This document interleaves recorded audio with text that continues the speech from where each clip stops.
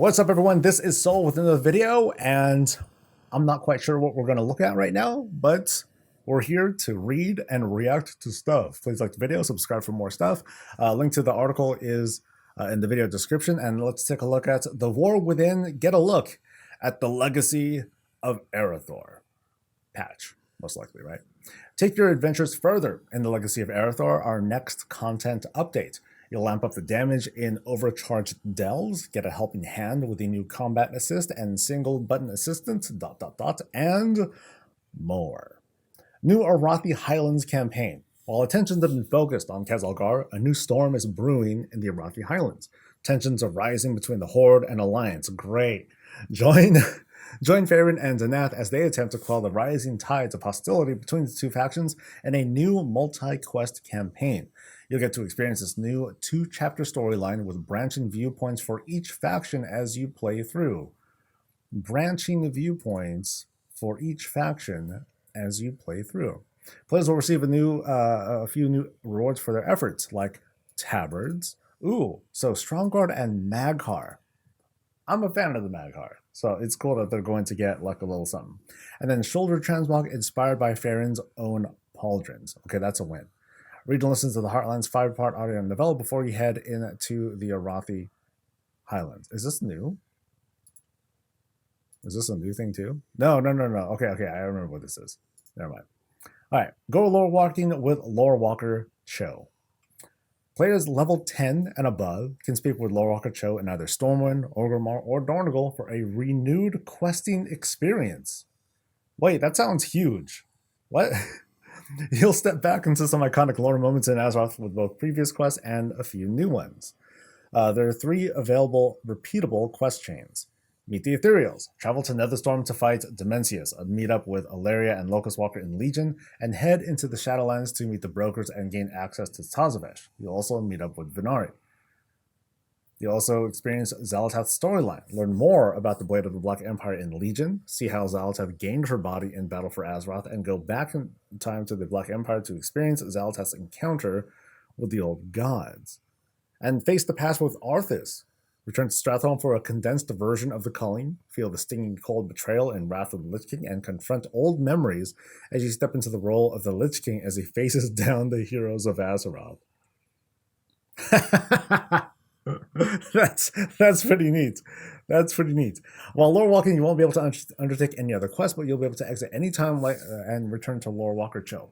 This has some interesting implications. I mean, as it is right now, feels like just like a cool experience sort of thing. Will we get anything? I don't know, but especially for folks who are less familiar with WoW's story, they'll be able to get a little bit more context of the villains that they now just one-shot really quick without quite knowing what's going on. All right, Overcharged delves. Things are about to become even more dangerous in delves for you and Bran. We're introducing a new delve-specific affix to 6 delves to push you to new feats of heroism or to earn more shiny loot. So we're going to Creeve Goals, Skittering Breach, Spiral Weave, Nightfall Sanctum, Fungal Folly, and Side Street Sluice, aka none of the underwater delves.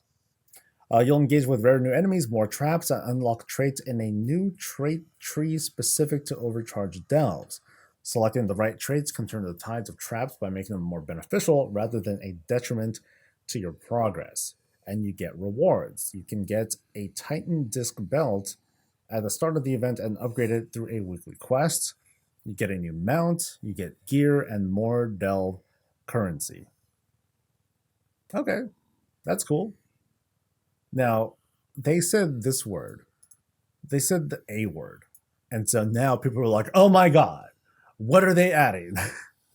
They're putting Mythic Plus and blah blah blah, and now they're making, so we'll see how people react to it. And new UI options. Okay, I'm gonna skim through this part because we already kind of learned about this yesterday. So we're going to get a new combat assistant and a single button assistant. And yeah, we're gonna move on. The Greedy Emissary returns. Later during this content cycle, we'll be bringing back the Greedy Emissary event. During this event, you'll encounter even more of these deviously greedy emissaries, or these little dudes with sacks, in Stormwind, Orgrimmar, Dornogal, and Undermine for new diabolical rewards, including a mount. You don't want to miss some truly iconic rewards, including recolors of classic tier 2 sets for your characters. My eyes are kind of funny. Is that green? Is that green orange kind of judgment set? I'll take it, sure. Oh, we have more. Ooh, more colors, more pictures. Okay, so who looks good? So Paladin one, I'm not sure, man. If they had a cool purple or black and white set, oh, that would be sick. But that color leaves a little something to be desired. So Death Knight over there, that one looks all right. The Hunter one actually looks natural. It looks more normal this time. Mage one looks cool. These sets, they look a bit more muted on the colors, but I like them. Because I guess in this case, the team was like, okay, we can actually make the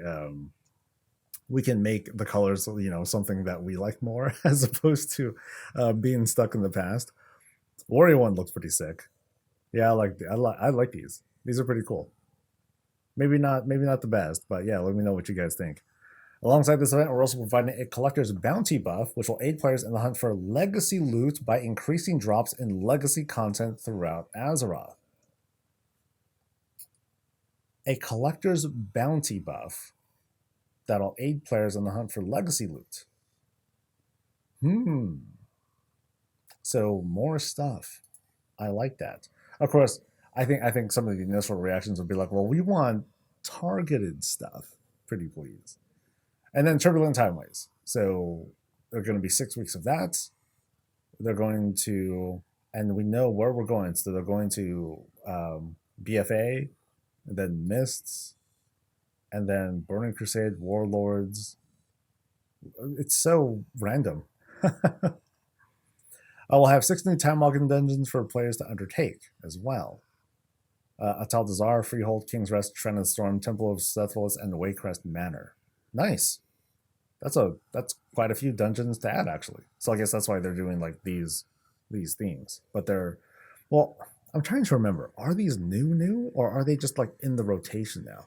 But I don't remember these being part of. Wait, BFA Timewalking. Yeah, BFA. Yeah, thanks, chat. BFA Timewalking is new. Yay, free new stuff. That's cool. Players can also shop at a new BFA vendor that can be found in the harbors of Borealis and Dazar Allure. And it looks like there's a mount. So save your tokens, except for some of you guys who amassed tons of them during the anniversary event. You're finally going to get the pirate hat mount. Sweet. And we'll share more details about the events. All right, cool. So this feels filled out. Like I was sharing concerns earlier about, with 11.15 introducing all these ways of progressing gear and whatnot, it doesn't feel like there's going to be, what kind of things are they going to offer in 11.17 to make that patch feel a little bit filled out, or to feel like there's going to be like something to look forward to. So of course, the short version, there's story. There is looking at past stories. And I do wonder, like I mentioned this earlier, like there might be some implications on what they might do with like a leveling experience later. So like, how are these quests going to look? Are they particularly long? Is there a way that we could just kind of jump into these and like, experience all these different like leveling, all these different stories while leveling? That could be cool. Yeah, because they don't talk anything about like XP and how that works. The Dell stuff is kind of cool. It'll be a little bit more to push for now that people have been able to gear up pretty decently and are able to clear higher level Dell, so now they can get more stuff. Now regarding this Titan Disc belt, this is going to have to be pretty special. So if you unlock this belt, like, is it just set stats and then you can upgrade it? Because that might not sound very interesting. But if you can bring it up to like maybe like a mythic item level, which isn't like, it's not going to be too much more than what you can get now on Hero Track, but hey, it's more. So that's not so bad. And then of course, mounts and cosmetics and other stuff. So this feels fairly filled out. This will be something to definitely check out. Yeah. More events, more of a little bit of everything. Yeah, people are going to be pulled in lots of directions. So imagine, like, when 11. Sorry, I'm talking so much about this. So imagine when 1117 comes out. Potentially, unless people are like finishing stuff and then moving on to the next thing, we have a lot of things to juggle around. Like horrific visions are going to be out. Dastardly duels are going to be out while this is happening. We're going to have all these different events where we can, chase down these treasure goblins. Basically, Turbulent Timeways is going to be happening. It's going to be a lot. It's going to be a good bit for people to juggle as they're wrapping up the season. So, pretty cool. Pretty cool. So, let me know what you guys think. And that'll be it. I'll see you guys for the next thing. Stay safe, stay healthy, and stay breezy.